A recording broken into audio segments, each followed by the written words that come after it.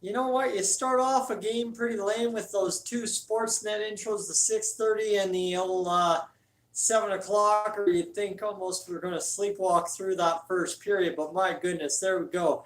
You sign up for some playoff hockey. You get ready for some playoff hockey. You wait long enough for some playoff hockey, and you better believe we got some playoff hockey out of both the Oilers and the Jets in that first period. My goodness, was it ever nice to watch both teams go to work, go battle it out, and get working in that first period, showing us what it's all about in the playoffs, right? Us Oilers fans, hey, you know what? You want to credit yourself with a victory? How about you credit yourself with this, my friends, is everybody was crying. Even Oilers fans who weren't impressed with how the play-ins were this past year in August 2020.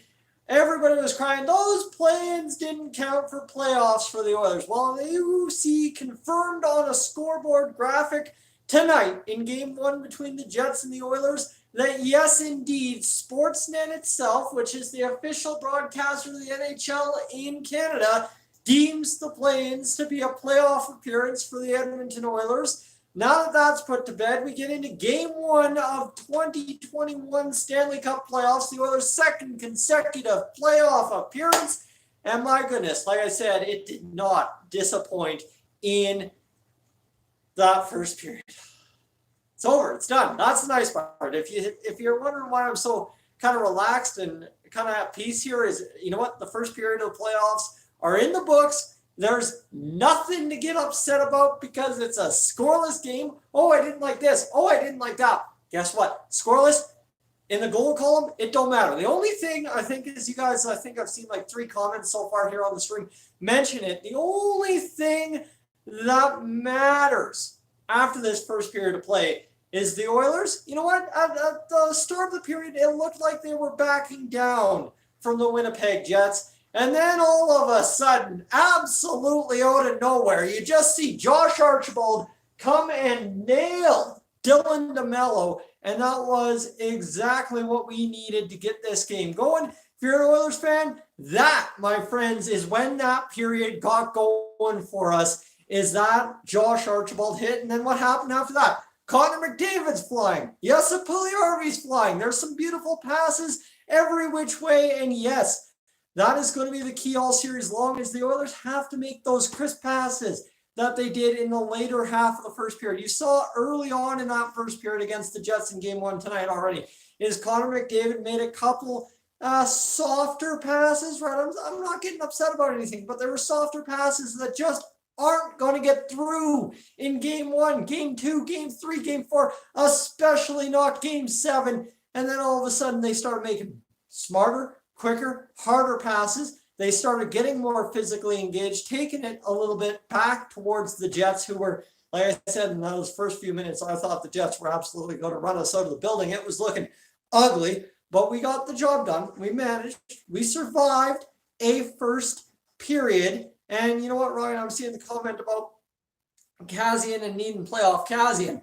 Well, hey, you know what? I'm game for whoever's going to take a run like Archibald did at DeMello. That was the first thing I thought of, is back to 17, that Kassian hit, right? That was the first thing I thought of when I saw that Josh Archibald hit. I'm like, oh yeah, we're in it to win it now. And right, whether you go back to the Kassian hit in 17 or you go back to the McDavid hit in 17, those were 2 hits that changed everything for us, right? Like bang, right? Momentum up through the roof, and away the Oilers went in both instances. So now tonight, you know what? You get Josh Archibald going. You got that, I see the Puljujärvi batted swing, almost goal thing going in the chat right now.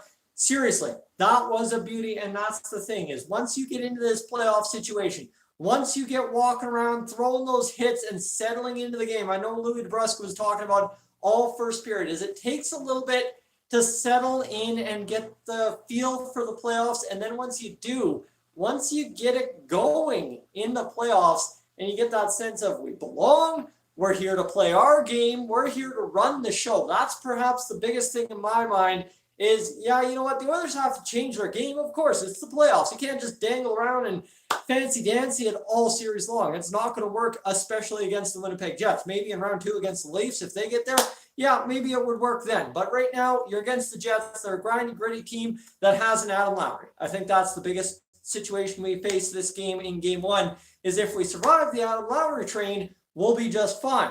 That said, right, you can't back down and not play your game. I don't care what the Oilers' game is, as long as they play it and play it to perfection. That's how you win a series, right? You institute a game plan at the start, you adjust it as need be, and then you get it going and you stick to it and you drive the play as much as humanly possible. And hey, you know what? That first period, I'm fine with it because we went out there and we showed we belong. We stood up. I think I think towards the end, after they were done with the rough stuff there at the end of the period, and my goodness, I'm looking forward to McDavid Pionk all series later. Oh, that's going to be good. Anyway, what they were talking about is 50 hits. 50 hits in the first period, okay? That's a lot of hits. I think maybe 3 Oilers games all season that I checked the stats afterwards had 50 hits, and probably 2 of them were against Calgary, quite honestly. But you go look at that, right? 50 hits in the first period. We're on pace for 150 hits in a hockey game that involves the Edmonton Oilers. I don't even care if the Jets have 100 to 50. Quite honestly, I don't. Because, right, as everybody talks about, you know what, the Oilers, they're kind of soft, they're kind of this, they're kind of that. Well, now we got this going, that the fact of the Oilers are going to get engaged in the battle, and you can worry about getting out hit in game 1, right? Oh my goodness, we got run out of the building in game 1 if you lose, right? But if we win this one, sure, we get out hit. Still, you got a victory in the bag. It's 1 of 4. And you take that and you say, okay, we can play this physical. Let's go get it a little bit more physical. And that's the thing. The Oilers, right, is you're going to have to get hit to learn how to hit. And if I'm worried about that, you know what? We'll see what happens the rest of this game, because that first period, you ended off the way you did. Oh my goodness. It could be very good for us, right? Let Winnipeg burn themselves out in the first period. Let's take it to them in the second and third. I don't know. I'm sitting up here. I haven't done this, okay? I haven't done an intermission update in how long?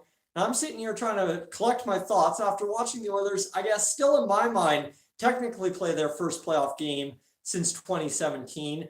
And right, there's a whole mix of emotions in there as well, especially not being able to be in the building or anything like that. But right is, you know what? Everything's good. Solid first period. Everything is fine.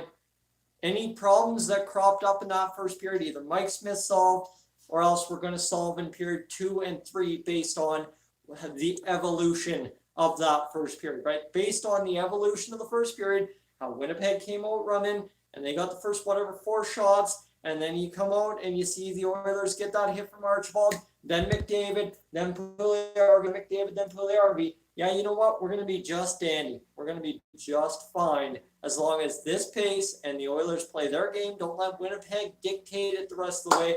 We're going to have no problems, my friends. Anyway, that's me checking in. I'm going to go grab some snacks. Get back down to the couch there. See, look at that. I got a lamp in the background now. So I'm using the TV living room setup instead. So enjoy this second period. And I doubt I'm going to be sleeping, so I'll talk to you in the second intermission. I'm Tyson, this is Dolynny TV. I'm up on out of here. How do I get out of here, though, is the question. Oh,